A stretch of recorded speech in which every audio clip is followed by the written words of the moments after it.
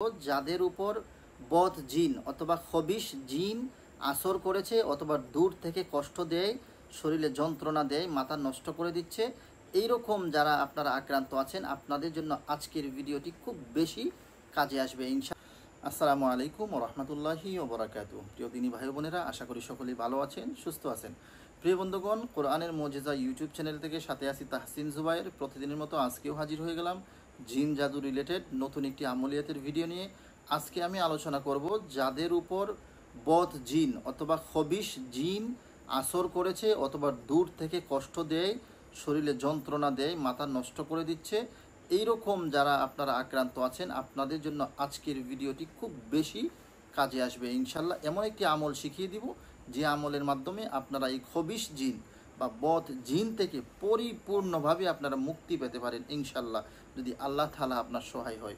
প্রিয় বন্ধুগণ, কথা একদম লম্বা করব না, আলোচনা যাওয়ার আগে আপনাদের কাছে একটা রিকোয়েস্ট, আপনি যদি আমার চ্যানেলে নতুন হন তাহলে অবশ্যই কোরআনের মুজিজা ইউটিউব চ্যানেলকে সাবস্ক্রাইব করুন এবং পাশে থাকা বেল বাটনটি অল করে দিন।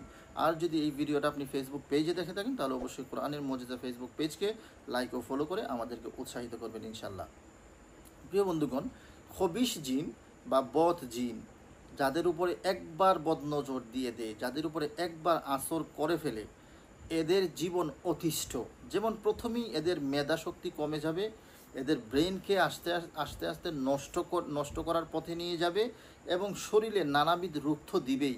এদের ঘুম হারাম হয়ে যাবে, এদেরকে ঘুমাইতে দিবে না, এদের সংসারটাকে অতিষ্ঠ করে ফেলবে অশান্তি দিয়ে। সেক্ষেত্রে আপনি যে কোনো কাজে যাবেন আপনাকে বিফল করে দিবে, সফল হইতে দিবে না। এই বদজিনগুলো আপনার শুধু ক্ষতি করতেই থাকবে। এমনকি আপনার জব, ব্যবসা, চাকরি সব কিছুতেই তারা আক্রমণ করবে। আপনার আয়, ইনকাম, বরকত সব চলে যাবে। আপনি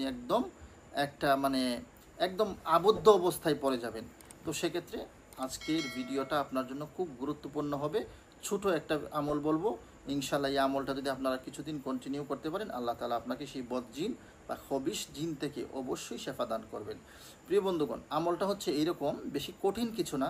আপনাকে কোরআন তেলাওয়াত করা জানতে হবে। যেমন অন্তত সূরা বাকারাটা পাঠ করার মতো আপনার অবস্থা থাকতে হবে। এখন বলেন যে হুজুর এত বড় সূরা আমরা যদি প্রতিদিন পাঠ করি তাহলে তো সারাদিন চলে যাবে সূরা বাকারা পাঠ করতে। না, প্রতিদিন লাগবে না। ভিডিওটা দেখেন, আমি বলে দিচ্ছি। সেক্ষেত্রে আপনাকে তেল ফানি ইউজ করতে হবে। তেল ফানি কীভাবে রেডি করবেন সেটা বলে দিচ্ছি। তেল এবং ফানি নেবেন, সরিষার তেল নেওয়ার পরে হচ্ছে চারকুল প্রত্যেকটা 7 বার পাঠ করে আপনারা এই তেল এবং ফানিতে ফু দিবেন এবং আয়াতুল কুরসি, সূরা ফাতিহা 7 বার পাঠ করে এই তেল এবং ফানিতে ফু দিয়ে এই তেল এবং ফানিটাকে রেডি করে নেবেন। রেডি করা নেওয়ার পরে আপনাকে যেটা করতে হবে সেটা হচ্ছে সূরা বাকারার 1 পৃষ্ঠা হোক, 2 পৃষ্ঠা হোক, 3 পৃষ্ঠা হোক, 4 পৃষ্ঠা হোক অথবা 5 পৃষ্ঠা, আপনি প্রতিদিন অন্তত 2 পৃষ্ঠা হলেও তেলাওয়াত করতে হবে। তেল এবং ফানি তো আপনি রেডি করছেন, এটা কিভাবে ব্যবহার করবেন সেটা আমি বলে দিব। তার আগে আপনি প্রতিদিন কি আমলটা করবেন সেটা আগে বলে দিই। আমলটা হচ্ছে সূরা বাকারার অন্তত 2 পৃষ্ঠা প্রতিদিন আপনাকে নিজে তেলাওয়াত করতে হবে কোরআন শরীফ দেখে দেখে। অথবা যদি আপনার মুখস্থ থাকে সেক্ষেত্রে আপনি মুখস্থ পড়তে পারেন, কোনো সমস্যা নেই। আর অধিকাংশ মানুষই সূরা বাকারা মুখস্থ নেই, সেক্ষেত্রে আপনি কোরআন শরীফ দেখে দেখেও পাঠ করতে পারবেন, কোনো সমস্যা হবে না।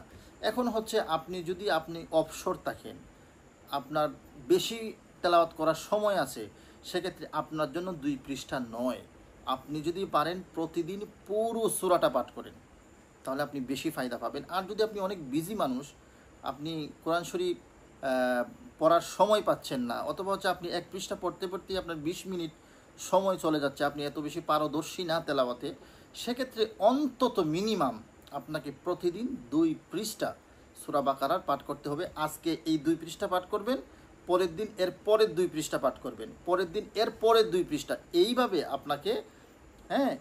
আপনাকে সূরা বাকারাটা শেষ করতে হবে। শেষ করার পরে আবার শুরু করতে হবে। এইভাবে আপনি 21 দিনের মধ্যে যে কয়বার পারেন সূরা বাকারাটা নিজে তেলাওয়াত করবেন। এটা হচ্ছে আপনার প্রতিদিনের আমল। এবং হচ্ছে তেল ফানি তো আছেই, এইটা ব্যবহারের নিয়মটা বলে দিব। তার আগে আরেকটা কথা হচ্ছে, এই সূরা বাকারা আপনি তো পাঠ করবেনই, পাঠ করার পাশাপাশি প্রতিদিন আপনার ফোনে হোক, স্পিকারে হোক, বক্সে হোক, যেখানেই হোক, আপনি আপনার ঘরে লাউড স্পিকার দিয়ে অর্থাৎ উচ্চ সুরে জোরে সাউন্ড দিয়ে প্রতিদিন একবার পুরো সূরাটা আপনার ঘরে বাজাইতে হবে। আপনি মোবাইলে সূরা বাকারা ছেড়ে দিলেন ফুল সাউন্ড দিয়ে, আপনি শুয়ে শুয়ে সেই তেলাওয়াতটা শুনলেন, শুনতে হবে পুরোটা। আর তেলাওয়াত করার সময় মিনিমাম 2 পৃষ্ঠা, বেশি যত বেশি পড়তে পারেন যদি সময় থাকে, যদি হাতে সময় থাকে, অবসর থাকেন, আপনি তেলাওয়াতে পারদর্শী হন, সেক্ষেত্রে আপনি পুরো সূরাটাই প্রতিদিন পাঠ করেন।